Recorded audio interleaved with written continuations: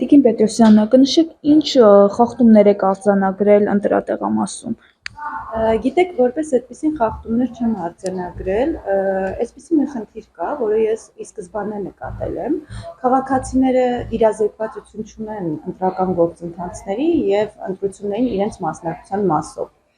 Քաղաքացին տեղյակ չի անգամ, որտեղից պետքա սկսել ընտրությունը եւ ինչպես պետքա կայանա այդ ընտրությունը։ Սա շատ կարևոր ու փաստացի հանգամանք է հանդիսանում խոշոր համայնքներում, ընտրությունների կազմակերպման համար։ Եվ ես շատ կարևորում եմ, որպեսզի հասարակությունը իրազեկված լինի, քանի որ այստեղ կա խնդիր հասարակության իրազեկվածության եւ սեփական իրավունքների արժեվորման համակարգի, արժեքային համակարգի ձևավորման, ու ով էլ որ ընտրվի անկախ քաղաքական ուժից, կարծում եմ տվյալ համայնքում շատ անելիք կա,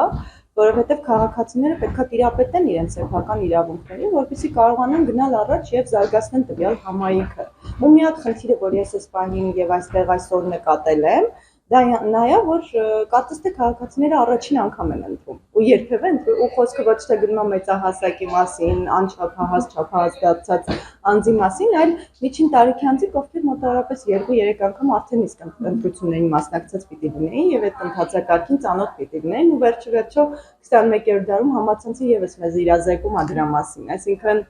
հոգեբանական նկատառումներով այնպիսի իրավիճակ կա, որ երբևէ մարդկանց չի հետաքրքրել իրենց մասնակցությունը քաղաքացիական հասարակության հանրային աշխատանքներում։